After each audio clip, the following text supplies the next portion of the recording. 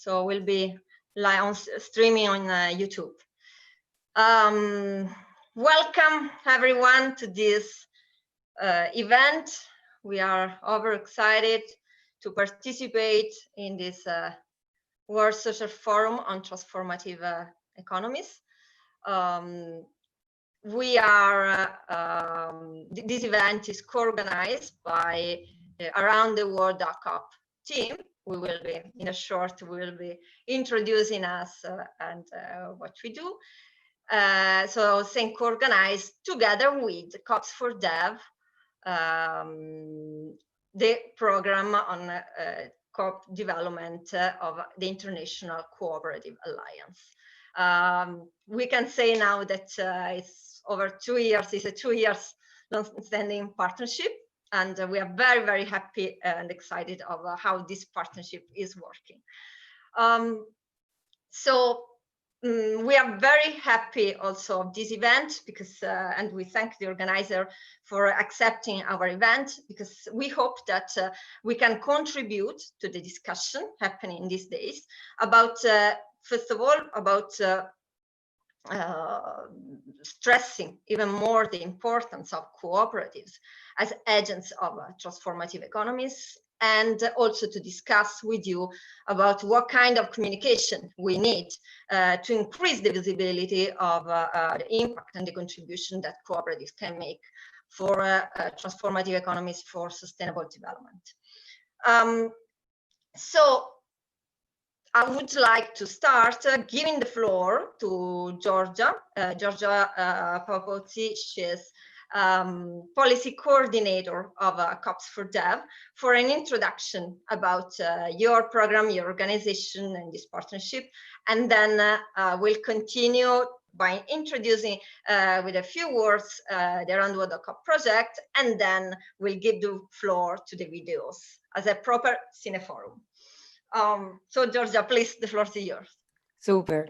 Thanks a lot, Sarah. Thanks a lot, everyone, for being tuned today to the Cineforum of Around the World and COPS for Dev. My name is Giorgia, and I'm a member of the COPS for Dev team. I represent here the International Cooperative Alliance, which is an independent membership-based non-governmental organization established in 1895 to unite, represent, and serve cooperatives worldwide.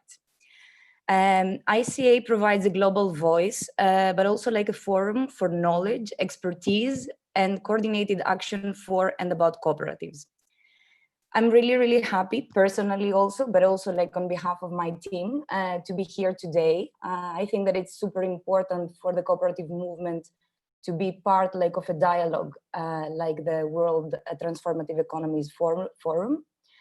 And I'm really happy that we are here today with our partners and cooperators from around the world that have kept us intrigued through their journey to discover, but also unravel the power of cooperatives in transforming societies and economies all over the world throughout these 2 last years, as Sarah said already. I'm even more happy and glad to be able to trigger such partnerships through COPS for Dev, the ICA EU partnership that brings together a multicultural global team, the COPS for Dev team, as I'm joking always, that is advocating basically for the rights of cooperators as citizens and of cooperatives per se as autonomous, democratic, and inclusive economic models. We do believe as a team, but also as an organization, that citizens and communities have the power to transform economies. And from our side, what we offer is an alternative but long-standing vehicle, the one of cooperatives, that allows cooperators as citizens and members of local and global communities to be actors of their individual and collective development. I think I will keep it short for now, and I'm sure that we will have many more interesting points to discuss afterwards. And I will give back the floor to Sarah so we can start officially with the Cineforum and Aroundtheworld.coop. Thanks a lot. Thank you very much, Giorgia, for this introduction. So I will now share. I'm now sharing with you this PowerPoint, but just, I mean, just as a tool for us to, for you also to follow us through some pictures about this trip. Just give me 1 second for. Yeah, okay, excellent. Well, so let's go back to the beginning to talk about this Aroundtheworld.coop project. Everything started at the beginning of 2018. Andrea is my husband, here he is, and myself, we had this idea of trying to make our part and contribute to this effort, international effort of documenting and increasing visibility of co-ops as agents of development, agents of transformative economies. I'm a researcher, participatory action researcher. Andrea is a video maker. And so we try to figure out how, combining our respective jobs, we could make our part and contribute to this global work. This is how actually we came in contact with the COPS for Dev team, and suddenly, so we decided to embark in this journey together, and we. So basically documenting stories of successful, innovative, inclusive cooperatives around the world. And really doing this in a way that where the power of co-ops as people-centered enterprises could be highlighted at most.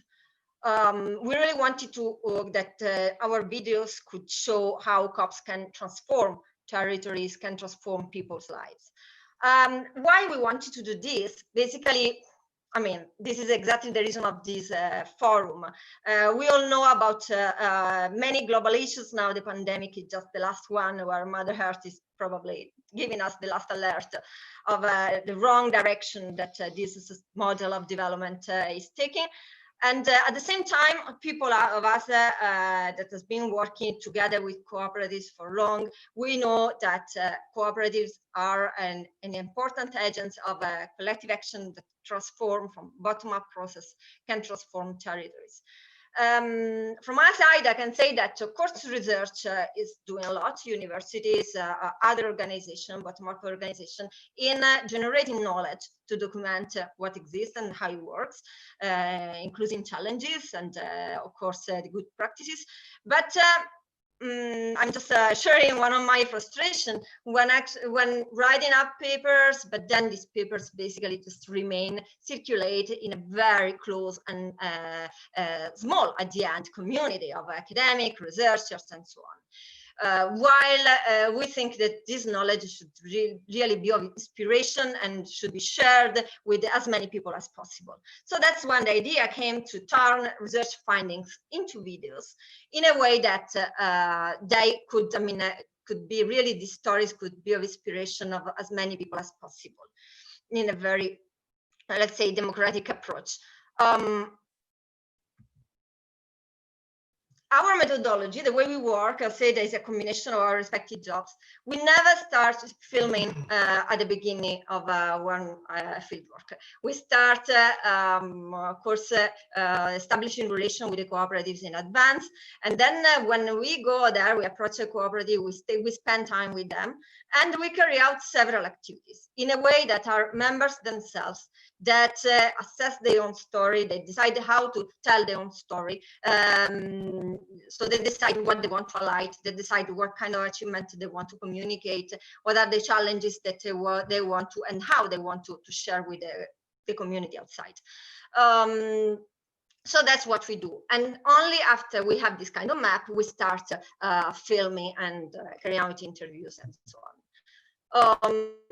This is basically what we did.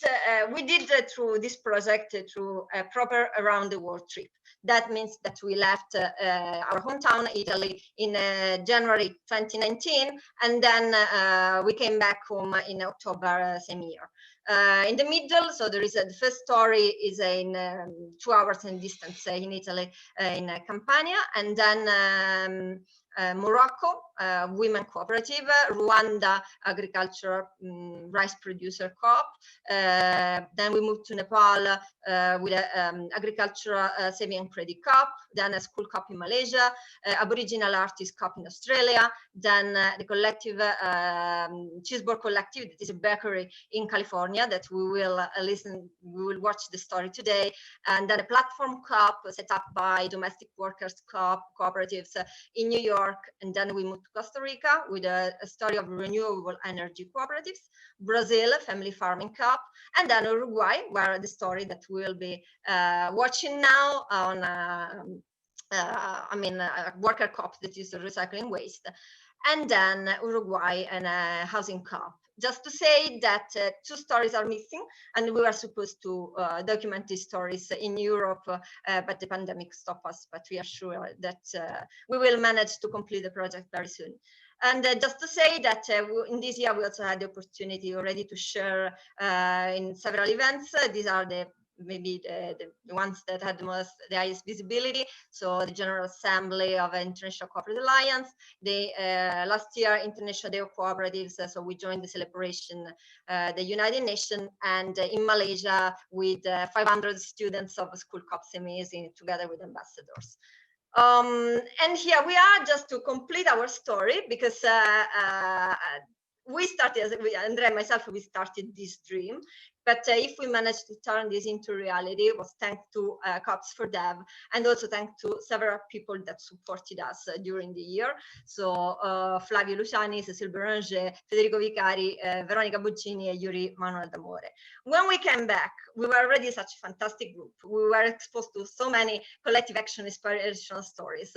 And now, with Cecile, Georgia, and Elisa that join us later, Yuri and Flavio, we are now about to set up our own cooperative.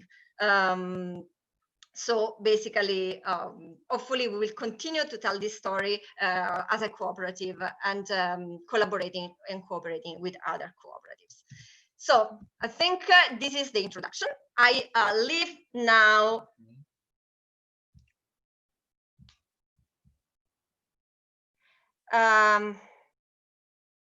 Can you listen to me? Okay, yeah, okay, because the platform is saying that the speaker is not working, but it is. Okay, thank you very much. So I would now to give the floor to Andrea, so he can introduce our first video, and then Andrea can, and then we can move to watch the video. Okay, here we are with the video of Argentina Cup story, our 11th story, and we arrived in Buenos Aires in early September. We had known the history of the Creando Cosenza cooperative a few weeks before, and we immediately found it very, very impressive.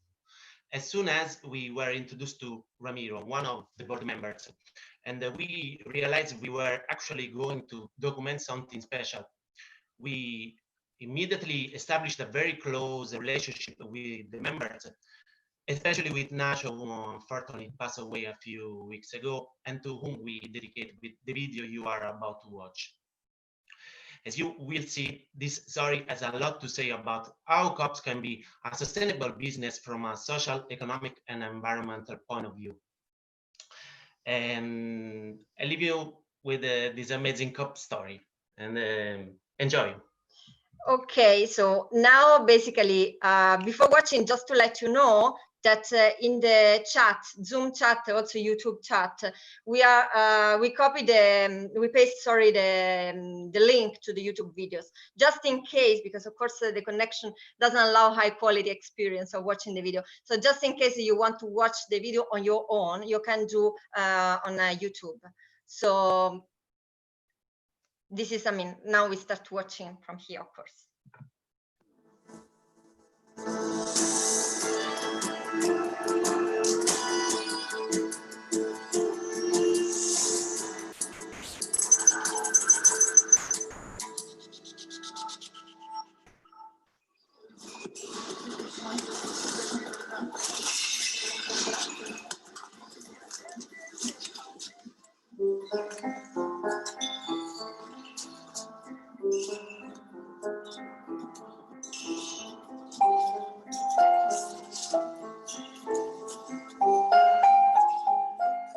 Yo antes trabajaba en un comercio, tuve un negocio 21 años y debido a las situaciones del país y personales tuve que cerrar. Yo tengo 46 años. No es fácil conseguir el trabajo a los 46 años en Argentina, como que ya sos viejo. Antes de venir acá, estuve trabajando de bachera en un restaurante de comida peruana y sushi. Y allá no me reconocían nada. Es más, me echaron de allá y tuve como 5 meses parada, sin trabajo, sin nada, con una nena de 3 años. Y estaba como loca yo en mi casa. Fue hace 10 años, yo trabajaba en una multinacional, en una automotriz. Sos un número, sos una máquina, porque vos vas todos los días, construís y te vas a tu casa y no se preocupan si tenés frío, si tenés hambre, si tenés salud, si estás bien, no estás bien. En lo personal, para ellos no existe. Bueno, yo vine, estuve 3 años sin trabajo, tengo 2 nenes. Llevaba un peso encima que decir es conseguir algo porque tengo que salir adelante.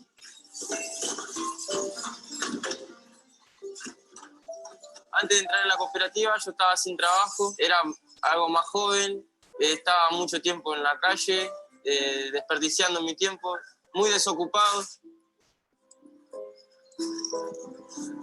Vendía rosquitas y churros, pan casero, y por las casas he hecho de todo. Lo que había lo hice. Gracias a Dios, porque es gracias a Dios, nunca me tocó dormir en la calle, ni con mi hijo, ni vivir en la calle.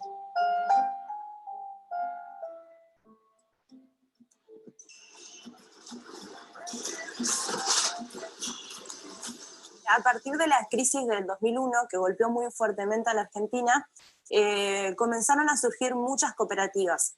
En el 2006, cuando surgió la idea de Creando Conciencia, había mucho mal llamado cartoneros y ahí surgió la necesidad de poder formalizar el trabajo y organizarnos. Es cuando en el 2008 conseguimos nuestra matrícula a través del INAES y podemos decir que formalmente estuvimos organizados a través de la cooperativa de trabajo Creando Conciencia. Comenzamos unos 6 socios, yo soy una de las socias fundadoras, cada uno aportó con su granito de arena, ¿no? Uno a través del conocimiento, otro a través del trabajo, otro a través de la capitalización. Como un resultado de esa crisis del 2001. Y creemos que llegamos a esta nueva crisis, lamentablemente cíclica, con mayores armas porque venimos de ese proceso, pero también no estamos solos. No estamos solos porque somos 51 familias, porque impactamos diariamente en nuestro trabajo en más de 100.000 personas dentro de nuestro distrito. En crisis nosotros no echamos, nosotros incluimos. Y ese es el valor agregado que tenemos contra la empresa de capital. Nosotros cubrimos sus baches. Ellos recortan y excluyen. Nosotros incluimos y generamos propuestas a futuro.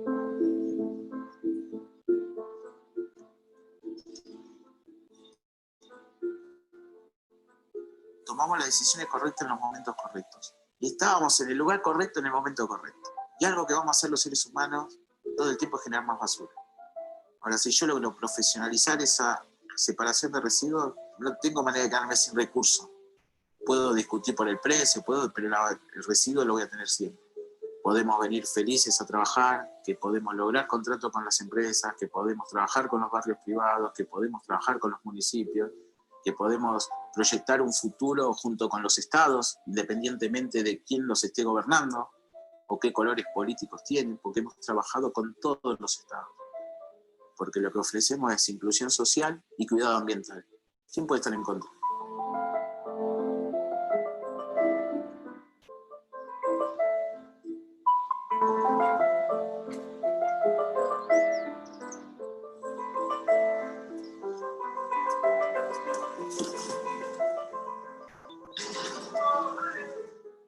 En un país rico que produce alimento para 400 millones de personas, más de la mitad de los 44 millones de habitantes no comen. Más del 51% de los chicos de la provincia de Buenos Aires son pobres. Hay chicos que están en una emergencia alimentaria que no saben qué van a comer mañana. Vecino nuestro, ¿eh? Está pasando acá a 50 metros. Nosotros, la cooperativa, estamos asistiendo a 10 comedores. 10 comedores en los cuales van 50 chicos por día. No puede ser, o sea, algo en este modelo mundial está mal. Y lamentablemente, 100.000 familias concentran el 90% de la riqueza mundial y entregando a todo el resto del mundo a una pobreza extrema. No se concibe, digo, vamos a entender, siempre hablan de Argentina, el país, el granero del mundo. El granero del mundo y más de la mitad no come.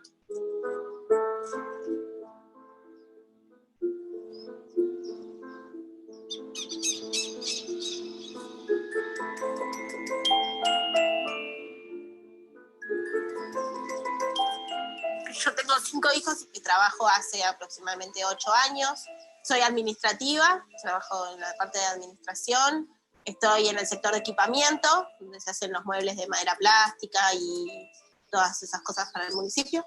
Venía de situaciones feas, de estar sola, ¿no? Sola con los chicos, de que la gente te dé la espalda, de que la gente te engañe, te mienta, te juzgue. Uno como que después se queda como chiquitita, ¿no? Como que siente que no es nada, que se siente chiquitito. Cuando empecé en la cooperativa, bueno, uno empezó porque la verdad no había otra cosa, y bueno, y aparte era un trabajo estable, no era agarrar y decir, bueno, voy a tener trabajo todos los días. Entrábamos a veces a las 6 de la mañana a trabajar y estábamos hasta las 6, 7, 8 de la noche, porque había que sacar el material para vender, porque si no, no había plata. Para acompañar ese crecimiento de la cooperativa en estos años, yo tuve que sacrificar mucho tiempo, más que nada, ¿no? Tiempo con los chicos. Si bien la cooperativa también me acompañó en los 2 embarazos, y nunca un pero, siempre, mira, necesito hacer una ecografía, necesito ir al médico. Eso fue un gran acompañamiento de la cooperativa. No tenía obligación de hacerla y sin embargo, como el consejo y como cooperativa tomaron la decisión de acompañar a las madres y en ese proceso, porque después fui la primera, pero después hubo más.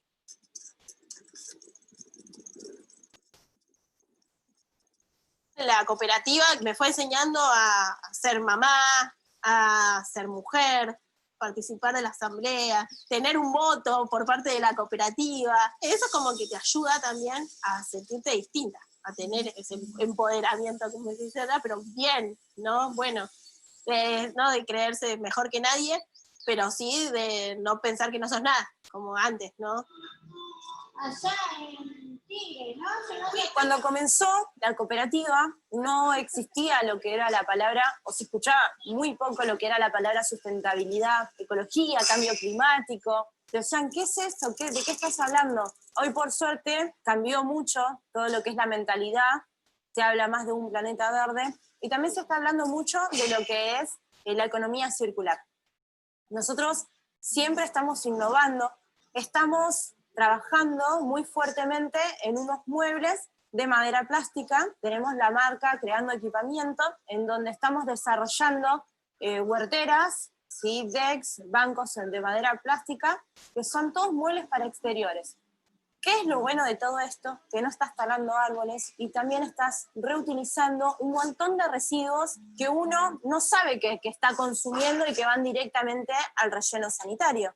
Entonces, en vez de ir a un vertedero directamente, bueno, vos estás sentado sobre residuos y vos no lo podés creer.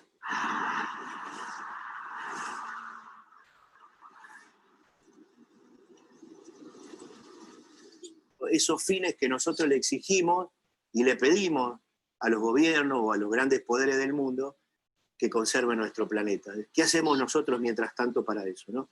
Y creo que hay una enorme cantidad de experiencias de empresas cooperativas como Creando que hacen ese trabajo en el territorio y que a la vez de llevar ese objetivo generan empleo, generan trabajo, y generan trabajo digno y generan trabajo con inclusión.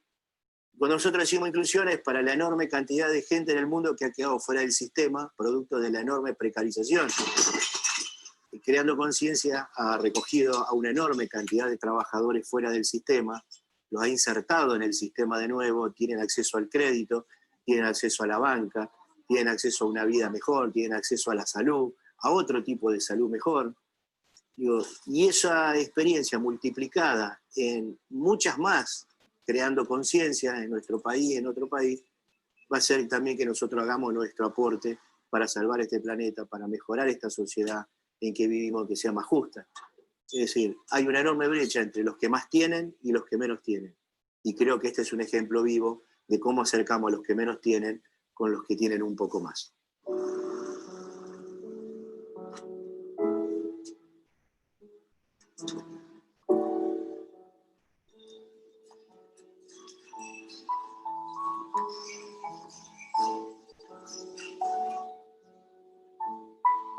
Yo vengo re antes acá. Yo salgo a las 5, 5:30, porque no estamos entrando temprano, pero nosotros venimos a tomar mate, esperamos que vengan todos los compañeros con la vista llena, con ella, y nos tomamos mate y quedamos con unos par de compañeros que están primero. Y después llegan todos. Así que yo vengo re temprano para acá.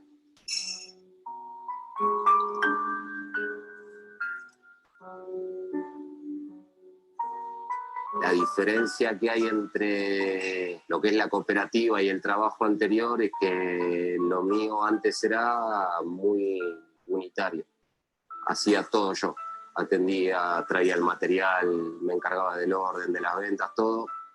Y lo que a mí también me enseñó mucho la cooperativa en este momento es aprender a tratar con muchas personas a la vez, de distintas ideas, formas, carácter.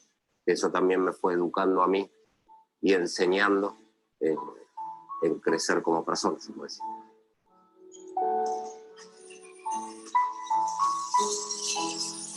La verdad que estoy con muchas ganas de terminar el secundario, porque yo he terminado en 2017, terminé, y me habían quedado materias. Esas materias las dejé porque empecé a trabajar, y al empezar a trabajar y conseguir dinero trabajando, dinero más rápido, dejé el colegio de lado. Después conseguí entrar acá y me permiten, me dan mi tiempo de poder ir a estudiar también. Aprovecho, cada vez que salgo me pongo a estudiar, y hoy tengo que ir a rendir para ver cómo me va, y depende de hoy cómo me vaya, me van a dar mi analítico.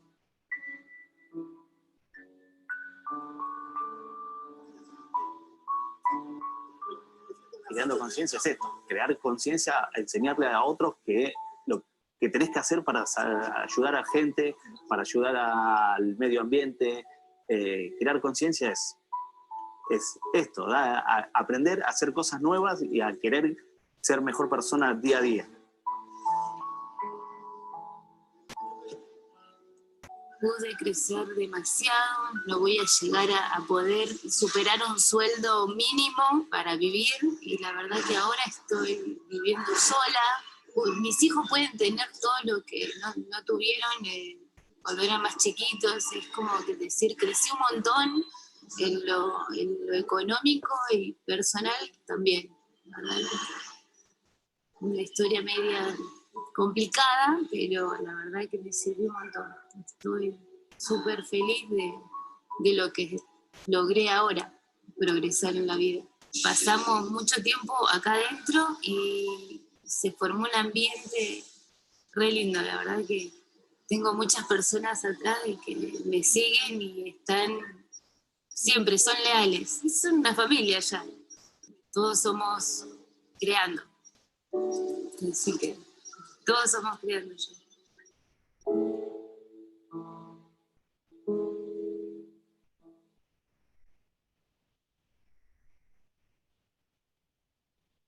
Una empresa multinacional decía que después de los 1.000 millones de dólares de inversión generaba 50 empleos.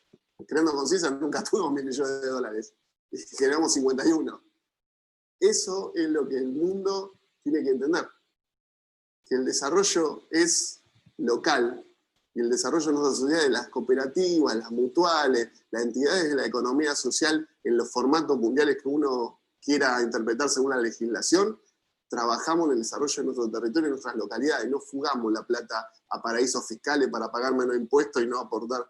No, al revés. Nosotros invertimos en que el comedor de acá puedan comer los chicos, en que los trabajadores que andan conciencia compren en el mercado local. Digo, toda la plata que genera creando conciencia en Benavides, se queda en Benavides. Eso es lo que tenemos que seguir fortaleciendo.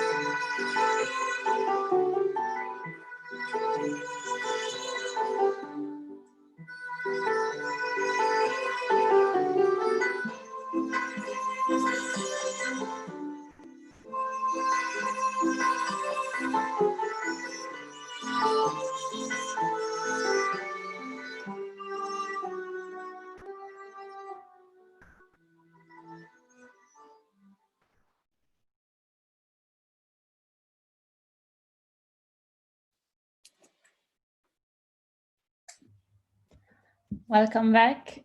And yeah, I agree. I love this video from Argentina, especially because it showed that cooperatives can foster sustainability, but not just environmental one, but the three aspects. So it's really interesting because at Creando Coscienza, they managed to foster the economic, social, and environmental sustainability, all the three main aspects, by regenerating sustainable process, or also economic sustainable process. They managed to create a sustainable form of business, also including most marginalized group.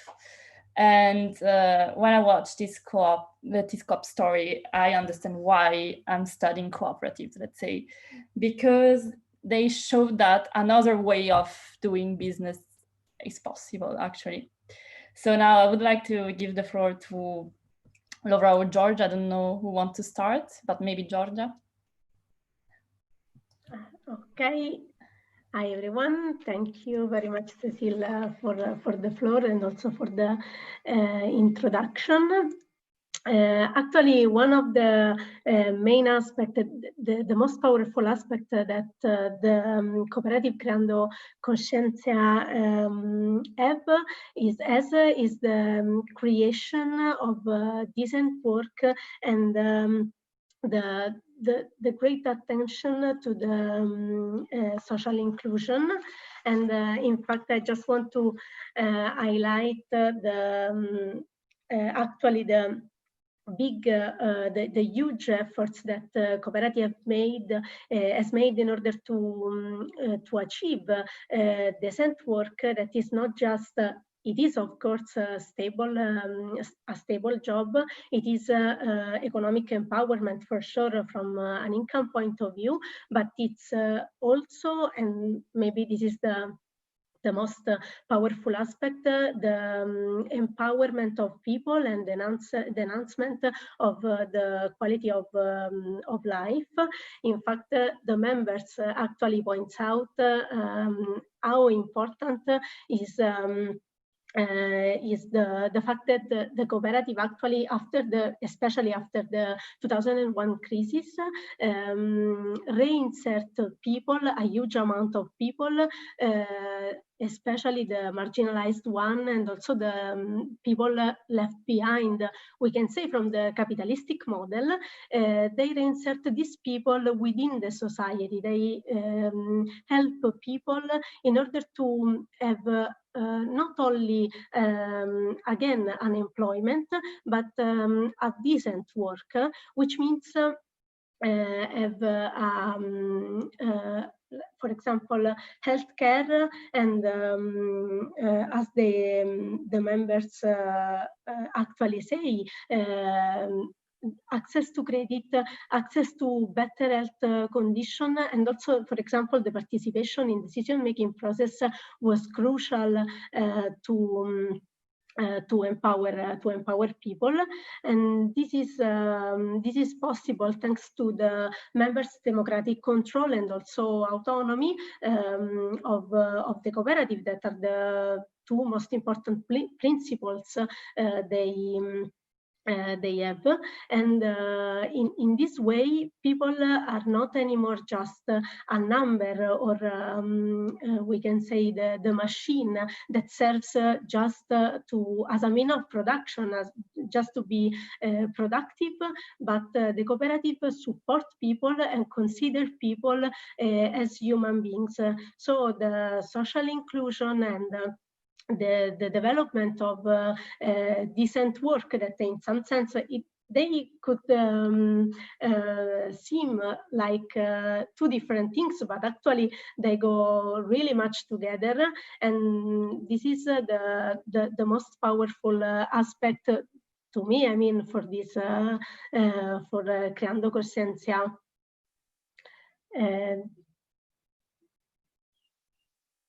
Maybe I just leave the floor to Laura, and then we can discuss more about, of course, all the. This is just a small insight. Okay. So hello everybody. So I'm Laura. I'm a communication officer for Co-ops for Dev, the ICA EU partnership, as already described before. And I had the chance to work with Around the World for around 1 year, I would say. And yeah, it's always such a pleasure to discover the super inspiring stories. Yes, so the documentary for me are always super qualitative. They really give voice to cooperators. And as a communication person, I think it's super important. And also in terms of communications for the co-op movement, it's super important to have such content. It's great. I think the Creando Coscienza definitely became my favorite Around the World movie. The story is super powerful, not only the story of the co-op, but the personal stories of cooperators. Also, they really touch me. It's emotional. I really liked it. So congrats to the whole Around the World team for this video. It's really great. And what's special about this video, I would say, is that the testimonies really show that being a cooperator is not innate. It's something that you learn. So we can hear the cooperators saying that they had to learn how to become a cooperator, that they had to work together, they discovered a kind of new world. And it's also a kind of personal journey that brought many positive aspects to their life. So I think it's something really important that we can see in this video. And also it really shows what can happen to people when they really have the chance to take their lives into their own hands.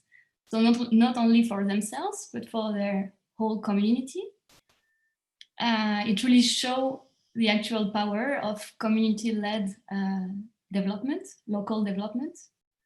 And yes, to go on with that, I think it's really, really important to give some room for this kind of bottom-up approaches where so the local people can really take action, can really get together in form of a cooperative and actually implement a true local development strategy. That's what Creando Coscienza is doing.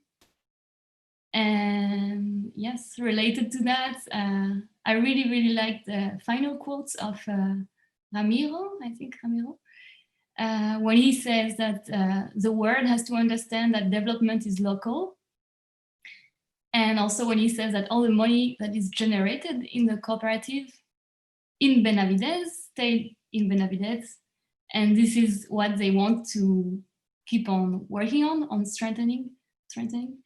And I think this was very powerful, the story of local development. Thank you. Thank you, Laura, for your insights, and thank you, George, as well. This is really interesting, especially the fact that we are just underlying the local development part. It's fundamental and one of the main key of, I would say, the cooperative sector. So we just received one question from Timothy. So the decision making is participatory, yet it was also said that a board made a decision to support a mother in pregnancy. Can you say more about the governance of the cooperative? So maybe Sarendra, you want to start? Yeah, sure. I'm happy to answer this question. So in this trip around the world, of course, as everyone knows, we observe and we were exposed to very different model of governance. From the extreme of only the board making decision without any type of sharing with members except for the General Assembly, to the extreme of the video that we'll be watching later on of a completely flat structure.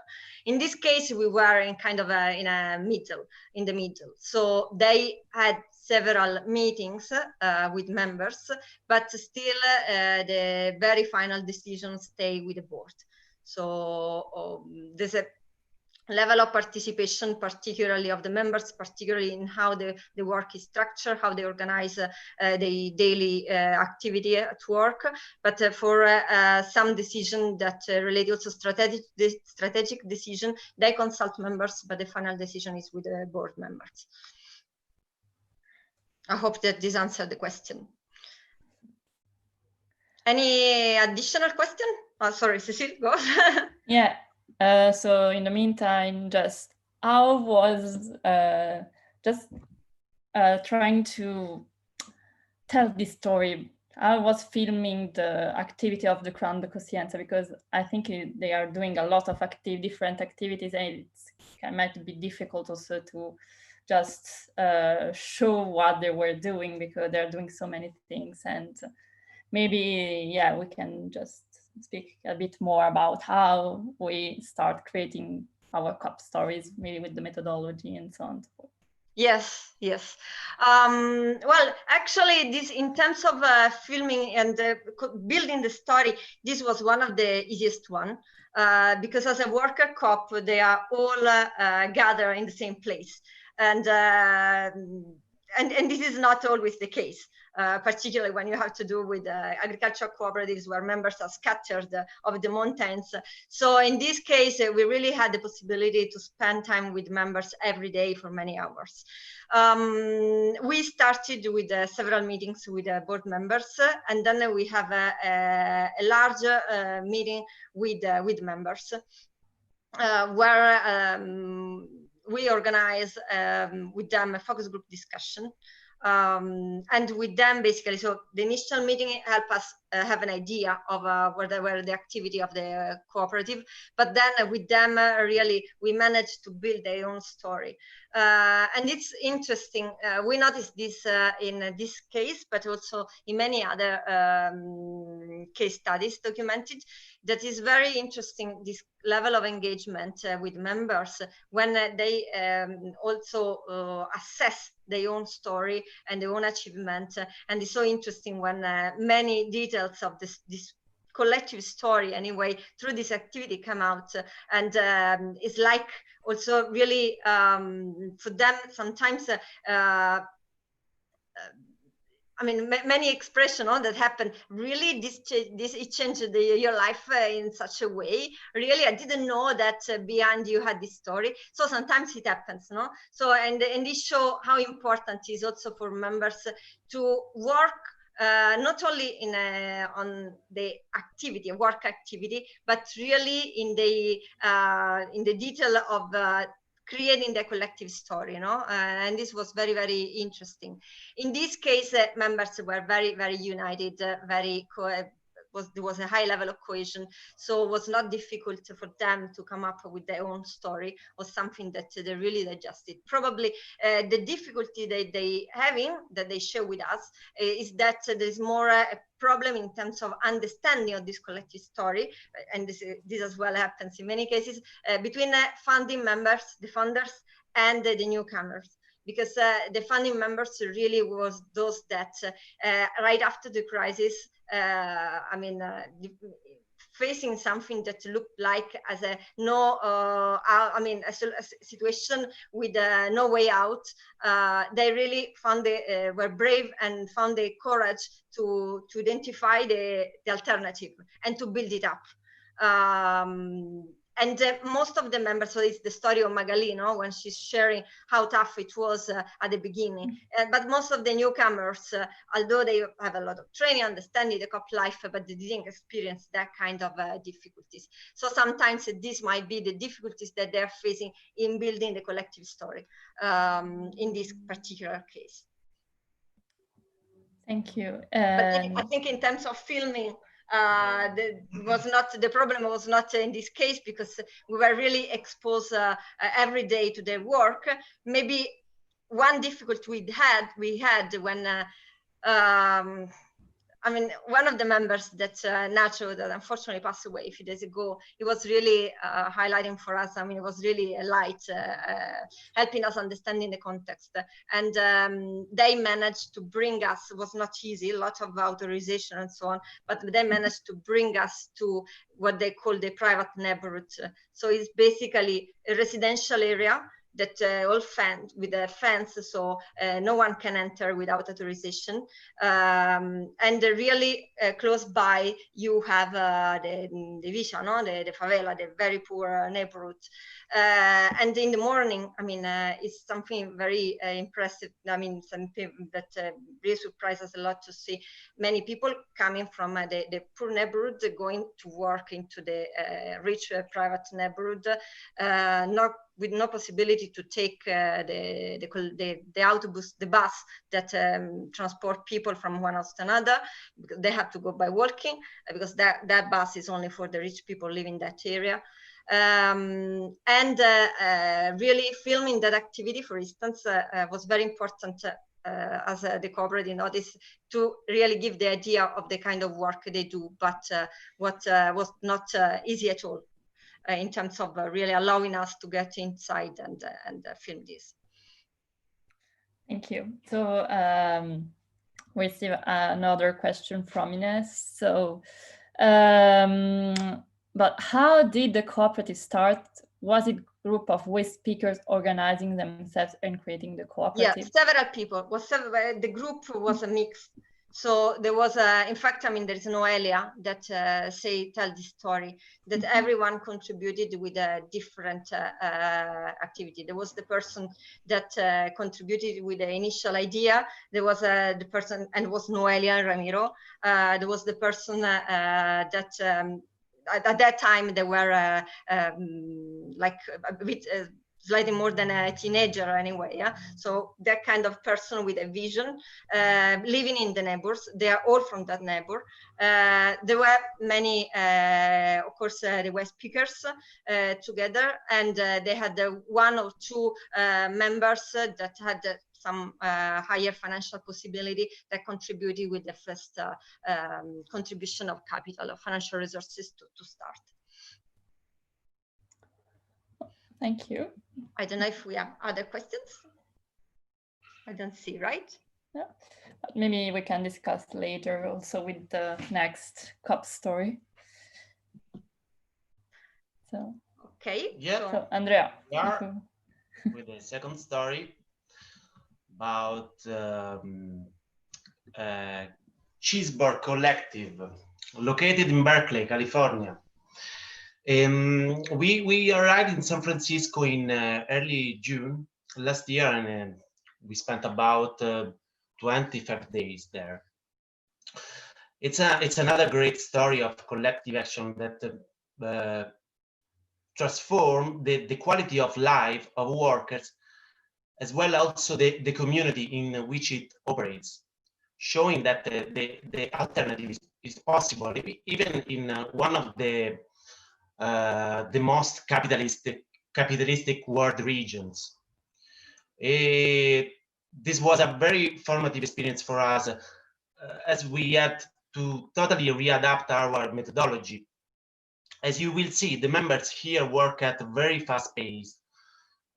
During their working time, they were not available neither to join a focus group discussion, nor to stop to have an interviews with us. And we said, how did we sort this out? And we organized a focus group discussion during a social dinner with some of the members, and the interviews were made while they were actually working using the directional mic. The video was edited in a hotel in August in São Luís in Brazil. In a week, 24-hour work, we managed to edit the video and launch it online at the end of September. So, I leave you with this second cup story, and enjoy.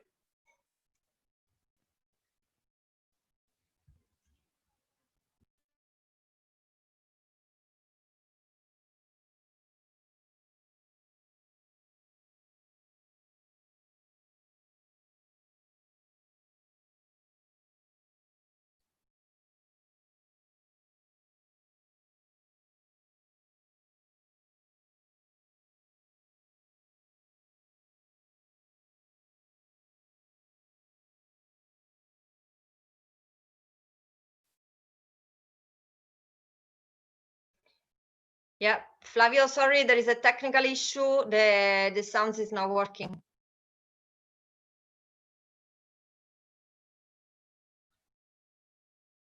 Sorry. I try again. I have been a part of the Cheese Board Cooperative for 44 years now. I came to California from Ohio when I was in my middle 20s in order to work off alternative service to the draft during the Vietnam War as a conscientious objector to the war itself. And I moved to Berkeley and worked in community service for several years in a hospital. During that time, I met some people who worked at the Cheese Board Cooperative. It wasn't actually a cooperative in the very beginning. It was started as a small ma and pa store selling cheese in 1967.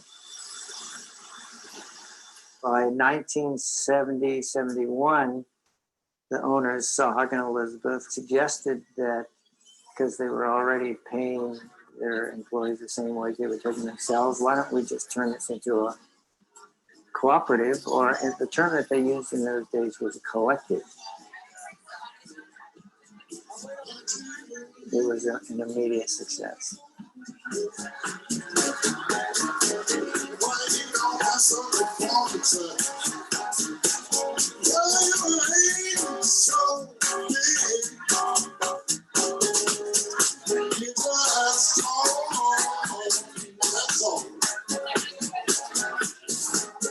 When I tell my friends I'm going to Cheese Board, they're like, "Oh my gosh, you're so lucky! Bring me back a piece." It's like a well-known place that people want to be a part of.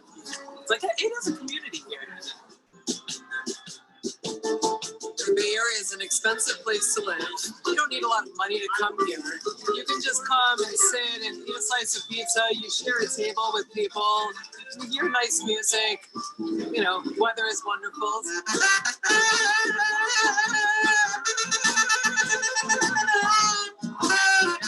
I didn't really know anything about this place until I went to middle school, and I used to have to walk back and forth, and I used to see the lines here, and I will always wonder what's in this place where people are sitting outside, where it's raining cats and dogs, and people still sitting outside. So I finally came here and realized it was vegetarian pizza, and I'm a meat eater, so I'm like, what the hell is this? We started out with a very homogeneous group, kind of radical hippies or something, back in the early 70s. But it has been a goal of ours to become more diverse, to reflect the greater population. The biggest criterion to be here is that you want to be here. You want to be part of this kind of alternative political or governing body where we look at capitalism as not the only possible way that you can make a living. We want people that have all kinds of skills to come and share their skills with us. We make $24 an hour. We all make the same wage, regardless of how long you've been here. So that's kind of unusual. And then at the end of the year, we split up the profit. Not based on seniority, which might be, or investment, which would be the traditional way of splitting up profit, but on the number of hours each person worked. We make about in profit probably over $1 million a year. It's a lot of money. If someone owned this business, it's a lot of money to me. But then we split up among 65 members, becomes a modest amount of money for each person. And so it comes out to about another $10, $11 per hour. The cheese board work on a kind of an anarchic kind of model of equal pay for equal work. It's an hourly pay. It doesn't matter what kind of job you do. Usually if you come from another kind of workplace, you would see that you have an employer or a manager, and then on the other hand, you have an employee that does what the manager says. And any input that comes from the employee is kind of looked down or ignored. It's bad for the employee, it's bad for the business. And so the idea within the cheese board, I feel, is that all the job is equally paid, but also all the jobs are rotated. At other places I've used to work, like, you do the exact same thing every single day over and over and over again. And this is so much variety. And it's super nice to just be able to learn and do so many different things every single day. You know, in all of the jobs that I have had in the past, I always used to think to myself, like, oh, you know, if I was the owner, how would I do it differently? But it just ends up being that I found this type of business where I don't have to be like a rich millionaire starting an own company in order to like have a say in my place of work. I think that we all work a little harder and care a little bit more because it is ours, and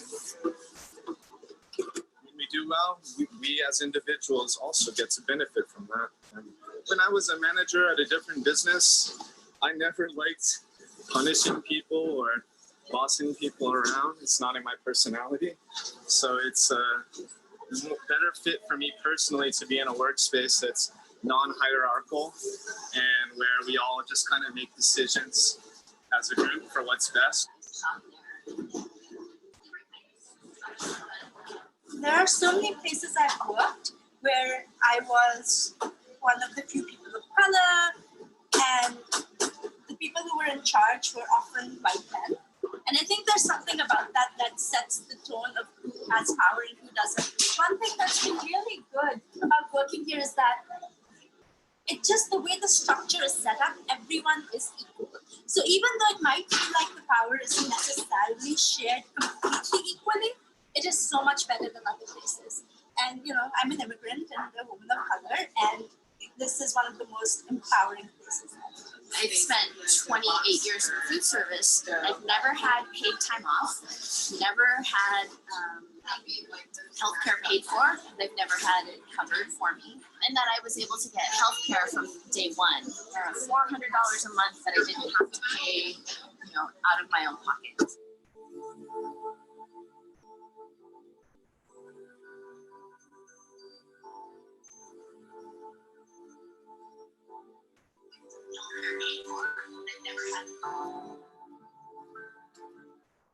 We allow people to be flexible with their schedules. I guess the majority work around 40 hours, 35 to 40 hours. But if people need less or more, they have a proposal ready for the group at the monthly meeting, and then people are usually nice. And the reason is always the same, because you will never know what life brings to you. And so, you know, one day they might need, one day I might need. You know, like, for example, 5-6 years ago, I was working like 50, 60 hours because, you know, I was single and no kids. And I was like, I want to do this, my business, more money for me. And now I have a son. So I would like to spend more time with my son. So I try to work 35, 40 hours. So I can spend more time with when my son grows up.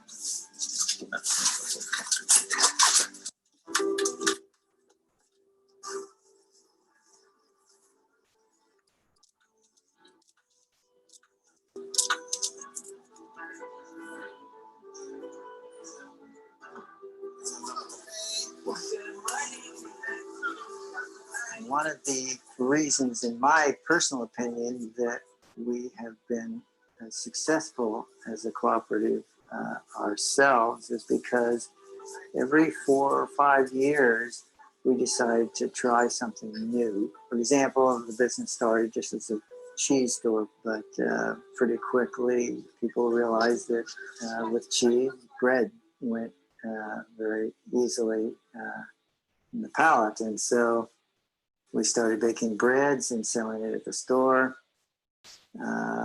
Eventually, years later, we decided to combine the bread and the cheese and make a pizza. We decided that even though we didn't want to continue to keep getting bigger and bigger and bigger, we would try and duplicate ourselves. We basically franchised ourselves with the idea of starting a cooperative that would have the same kind of rewarding life and community building aspect that we had found. We called it the Arizmendi Cooperative because of the name of a famous Spanish priest who started a cooperative movement in Spain, which we admired greatly. There are 5 different bakeries, all call it Arizmendi in the San Francisco Bay Area. Cheese Board was the original co-op, and we approached them and we said, we'd like to start new businesses based on your model. Would you support us in doing that? And they were incredibly generous in helping, providing recipes, providing training, allowing their name to be used, and they still maintained their membership since then. In the United States, there's been, among progressive people, there's been very much a perspective that small is beautiful. And that's the only thing that you should do. Becoming big is a problem. And for us, we kind of think that if you're only small, then you're also marginal and you're not really helping out with larger social needs. So we wanted to find a way that co-ops could stay small and serving their immediate community, but network such that they could have an effect on the overall society. In the last decade or so, we've seen a great increase in interest in using the cooperative business model for workers to empower themselves in the economy. In fact, just last year, the US Congress passed a law called the Main Street Employee Ownership Act that directed the federal government to make technical assistance and financing available to people who wanted to use worker cooperatives as a business model. We're excited about this because just like in many places across the globe, in the United States, we are experiencing increased inequality. We certainly recognize that many people feel that they're losing their place in the economy. And worker co-ops are one of the best strategies for people to, again, take control of their work life, take control of their workplace, so that they can take care of their families and take care of their communities.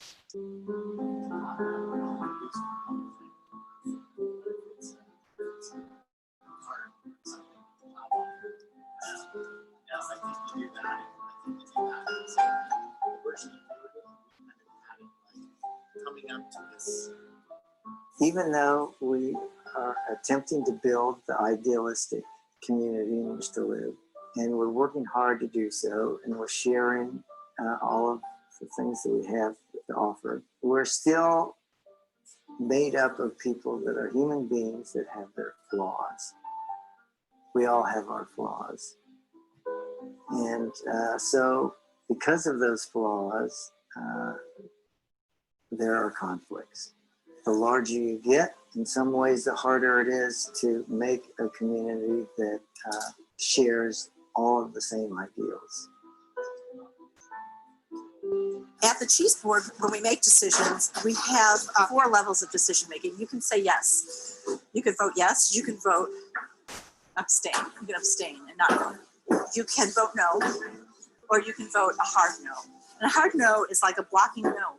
And in order to stop something, you have to have a very, very important moral reason that you could not work here if this happened.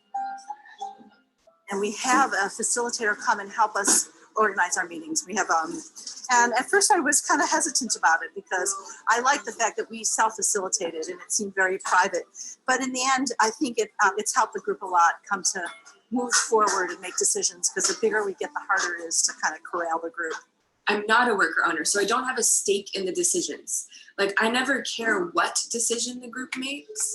I care that the group makes the best decision for the groups. Oh, sometimes I think the role I can bring is to bring the outside perspective. Oh, do you remember 4 years ago when you didn't have this? And do you remember all the work you did to get this? And when I first came in, the cooperative was pretty big, not as big as it is now. But it was using a lot of the practices from when it was smaller, and they didn't meet the needs of the bigger co-op.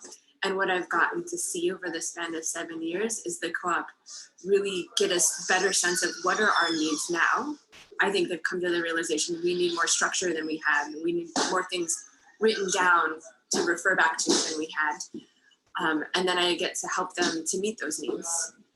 And it's really beautiful to see. Yeah.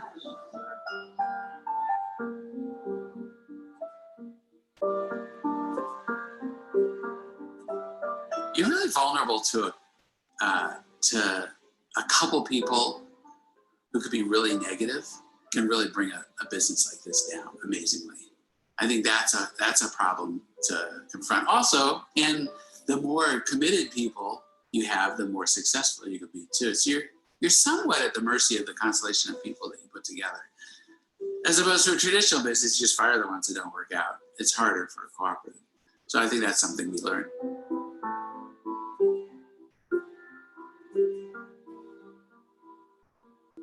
Well, sometimes I think about it, Cheese Board is like being part of a big family. So that means that we function and we don't function. We argue and we love each other. And so much of the Cheese Board is like that. But it is also this thing where you can get up in the morning, you can look in the mirror and feel like I have done as little harm as I can. I have actually, what I do here is try to make things better.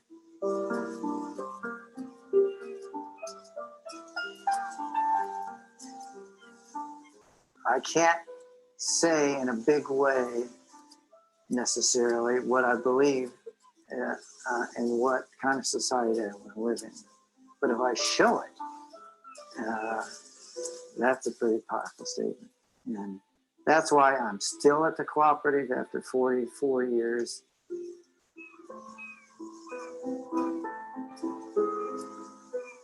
It's my community, it's my family, it's my extended family now. And so I don't want to leave it, even though I don't want to work as hard as I did when I was young.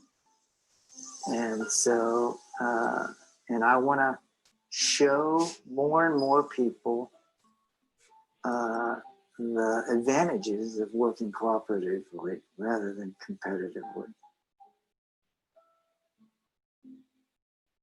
Whether it will be successful in the end,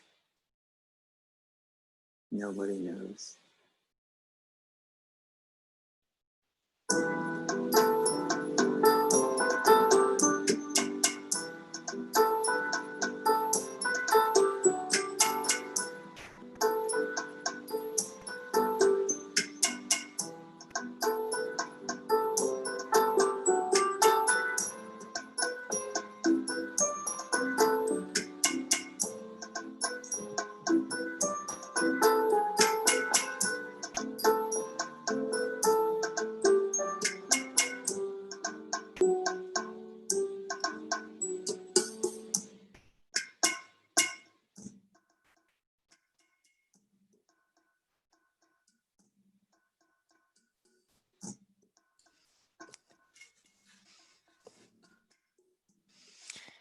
Welcome back again.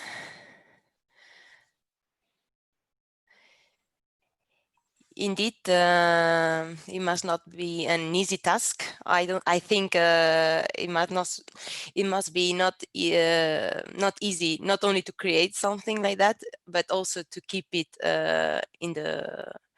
going on during the time, no, like in the long term. But anyway, I think it's very encouraging to see such an egalitarian and non-hierarchical cooperative. That something like this is not only possible but also successful. I think this is the big message here.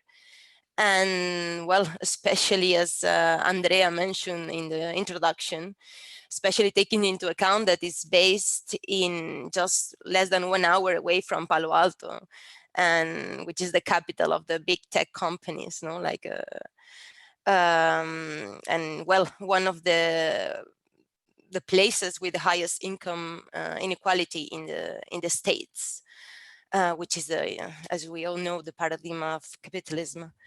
Well, actually, I wanted to say that for me, it looks like a bit revolutionary, the fact that they are all equally paid and they are all having rotating jobs. And yeah, of course, it shows that because of this reason, together, of course, taking into account that all workers are involved also in the decision making and so on, as we have seen in the previous example of Creando Conciencia. This is, as one of the members says, no, this is one of the most empowering places she has been working. So yeah, thank you, Andrea and Sara, for bringing us a very good example on how COPs can empower workers.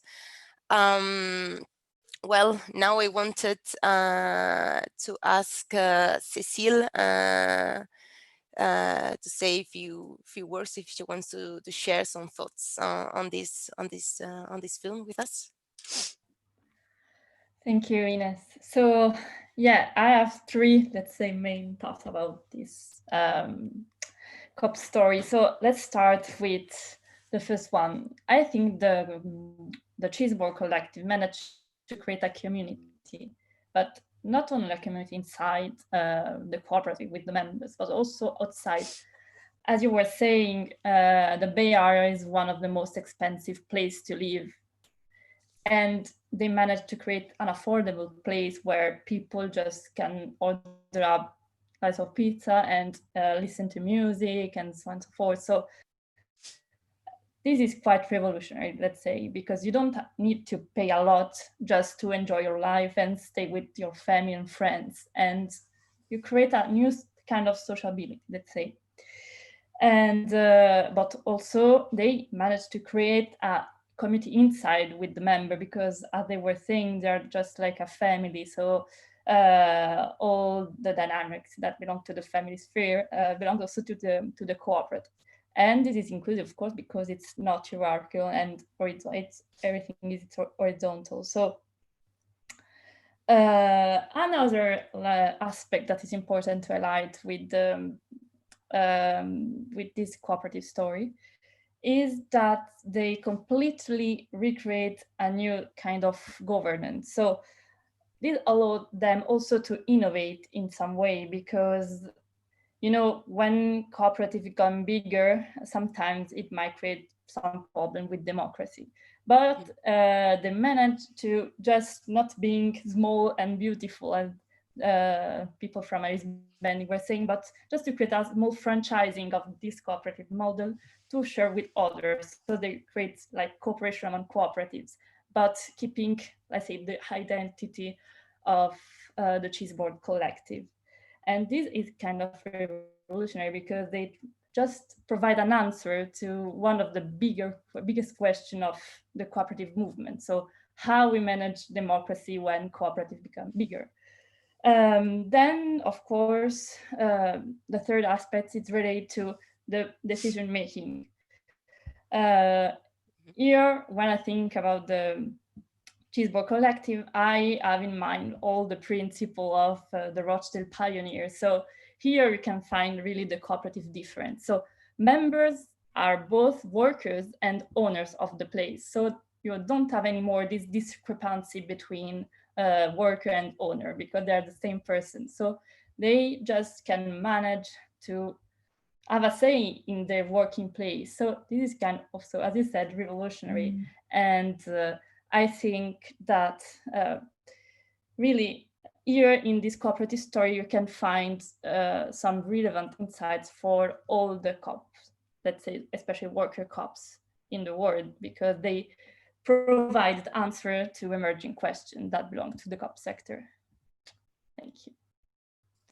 Yes, I agree that it's a very good example showing on methodology, on how a COP can work, no, from behind, from a daily basis, and especially from a governing perspective, which is always very challenging. And maybe Helen, our policy colleague, maybe she wants to comment a bit more on that issue. Yeah, for me, the word that kind of comes through when about this story is ownership. So this is the big word that I feel that shines through this story. The fact that they don't call this their jobs, they call it our enterprise, our business. So because of that, they're involved in this decision making, because they rotate the jobs and they're involved in all parts of the business. They feel like, they say, you don't need to be a millionaire to start your own business. I'm starting this business. I'm working in this business. I'm owning this business. And I think that is something that is very unique and a super strength about cooperatives, and that shines really true in this COP story. And it is very important. And another thing that I would also like to highlight is that, of course, we always talk about these COP principles. And one of the principles is, of course, like the democratic control of members. And this is something that is a strong commitment to democracy. But if you have to do it in practice, it is still something else. And I really like the fact that you could see this cooperative grow in the way that they were dealing with how to make democratic decisions and how do we interpret this big principle. Because we all know that we want this commitment to democracy. We want to know that we make decisions together. But how do we actually do that in a way that we keep everyone on board, that we make sure that everyone's included, involved, feels heard, but also still make decisions and be commercially viable and successful even.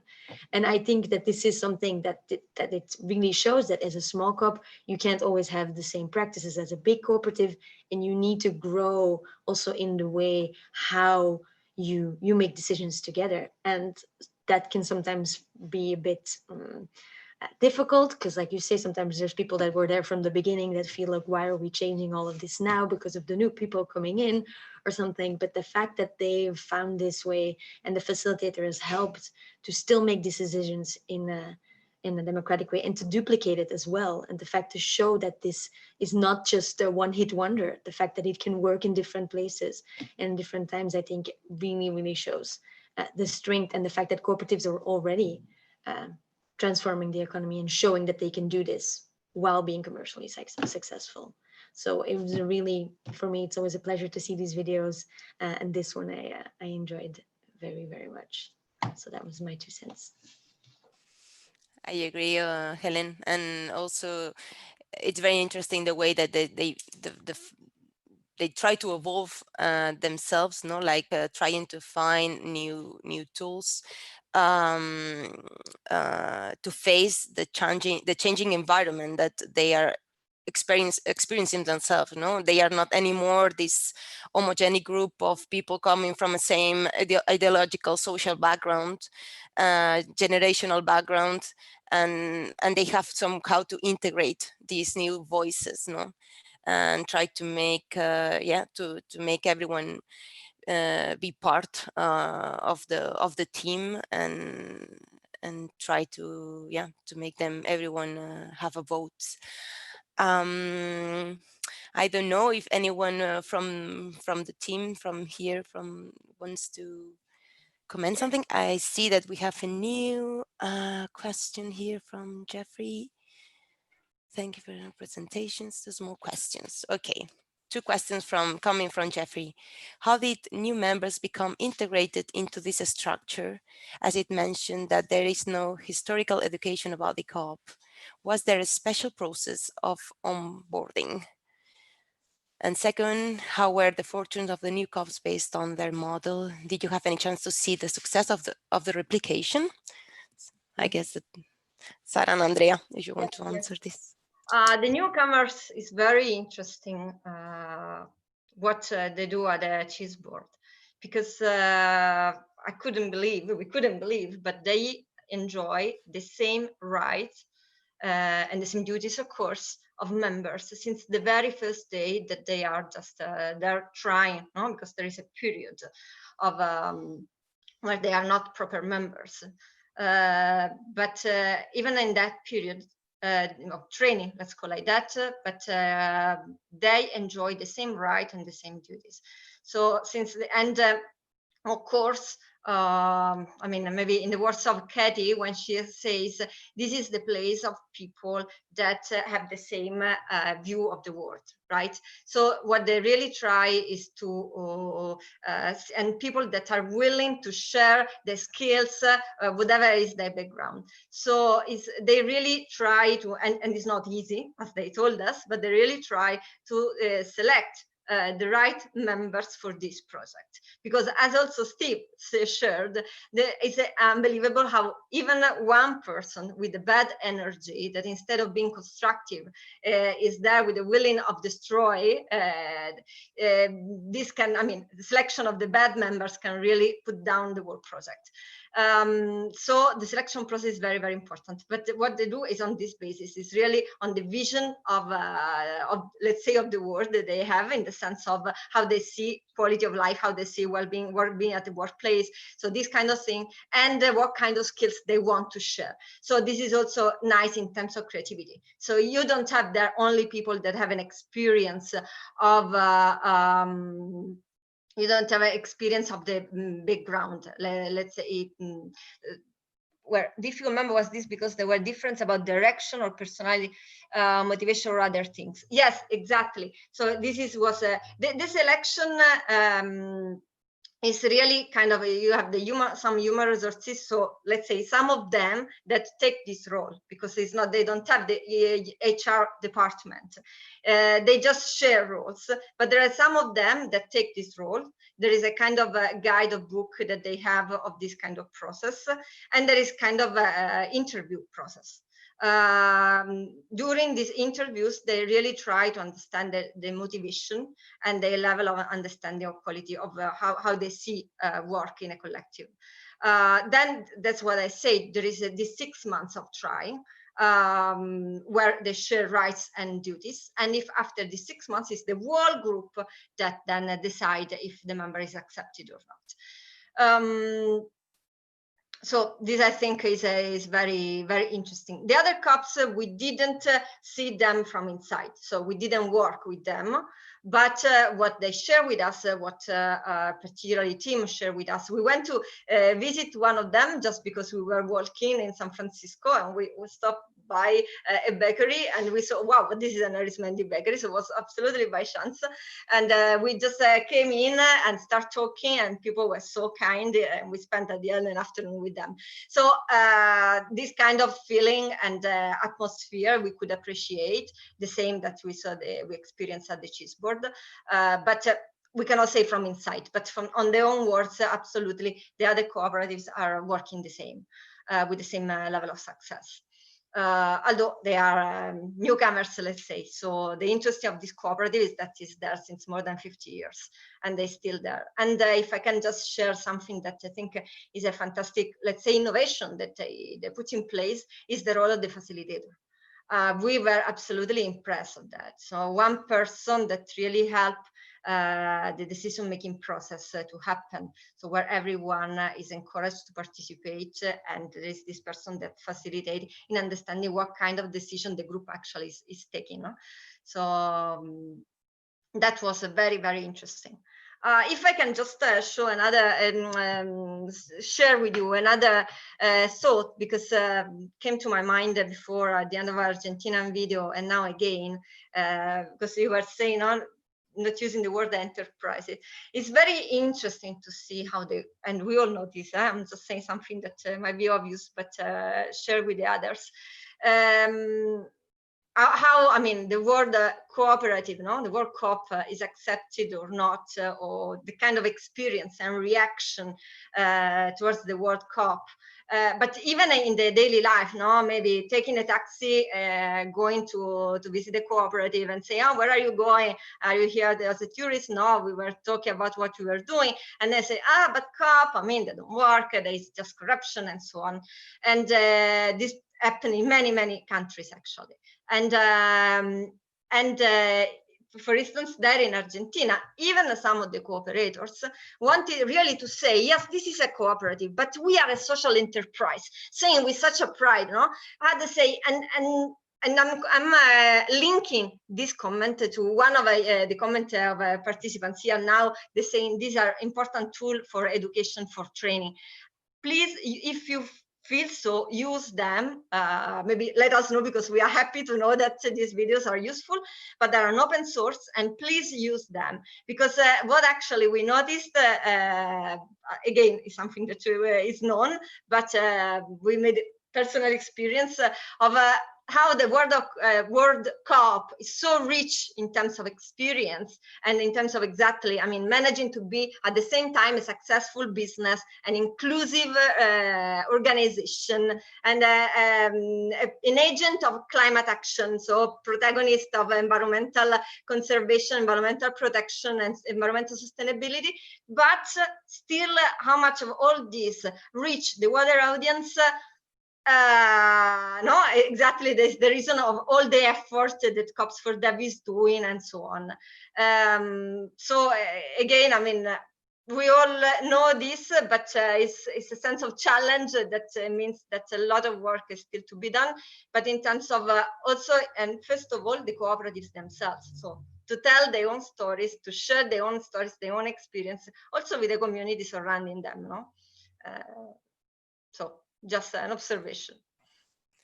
Thank you, Sarah, and thank you so much for your work and helping us to convey all these concepts that in such a nice way and straightforward, and also showing a variety of examples, you know, coming from different sectors and touching different angles that are key for the cooperative movement. So yeah, once more, thanks for all these initiative on the Around the World COP films.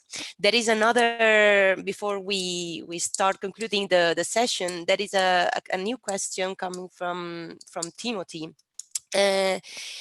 He's stating, one person mentioned difficult members. Was this because there were differences about direction or personality conflicts, or different levels on motivation or other things? How does the selection process work? Basically, we're coming back on I was reading this while on the decision-making process and the cohesion of the group. With the answer. Yeah, I say that I already answered the question, so I don't know if Timothy is happy or if you want us to say something more. But again, I mean, what we say there is exactly that. Yes, sure. We will share. Okay, thank you very much, Timothy. And we will be sharing, of course, the video of the other cooperative, and also the YouTube channel with all the videos that we edited so far. So basically, the only one that is missing at the moment is the housing COP from Uruguay, and then other two stories that hopefully will be documenting soon in Europe. Okay. So I don't know if there are any other questions, and or maybe we might want to invite also Mark, right, to join us. Mm-hmm. Yes, hello. I'm here. International Development Director of ICA and Cost for Dev.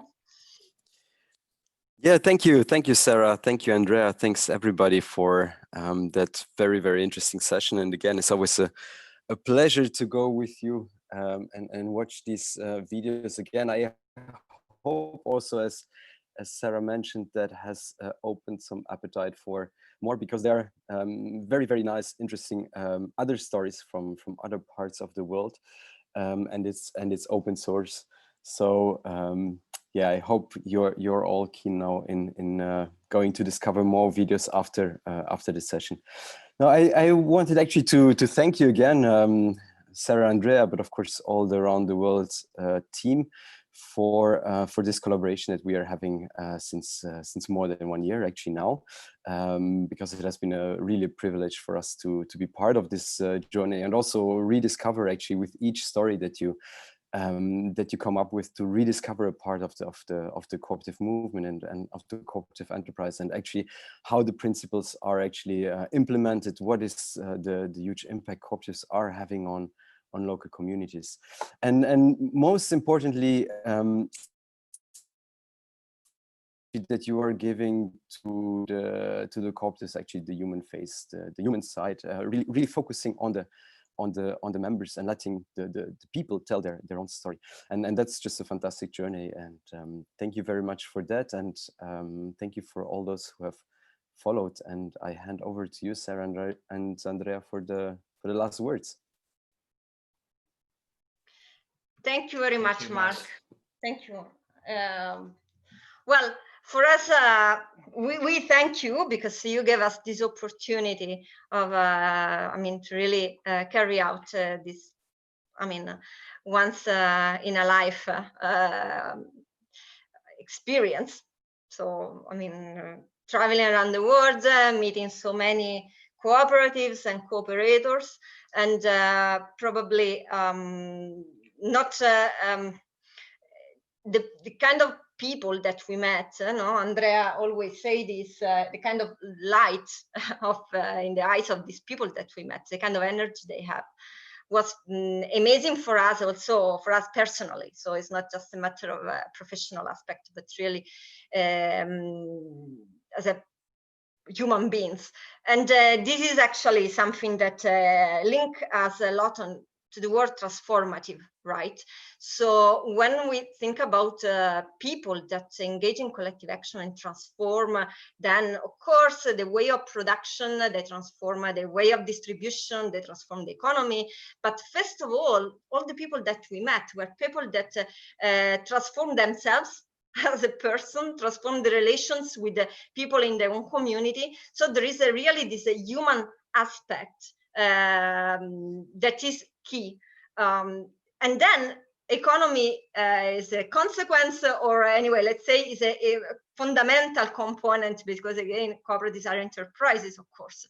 But really, this story, this trip, help us give this, as you were saying, this human face to cooperatives, and to really go beyond the idea that setting up a COP is just identifying new model of production or distribution or so on.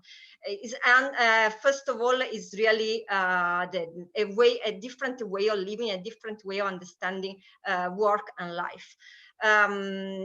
That's why actually immediately when we came back, setting up our own collective action story, there is Elisa, as you can see, is the newcomer. She's an expert or empathy communication, non-violent communication, is really to say, okay, if this has to be our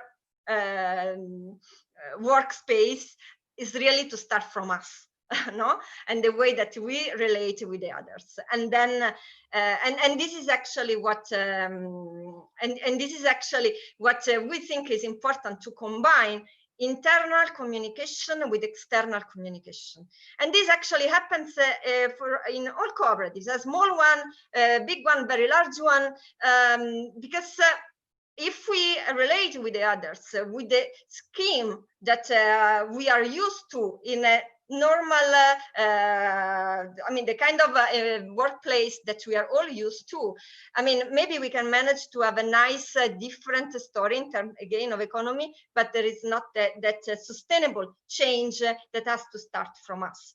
And this actually, we noticed how important it is also to do this kind of work, so in kind of internal assessment, internal reflection, really participate in the life of the cooperative, then to tell their own stories outside. So it's really a fundamental step that is needed then to convey this idea and these messages outside. So the two aspects, internal communication and external communication, should really go hand by hand.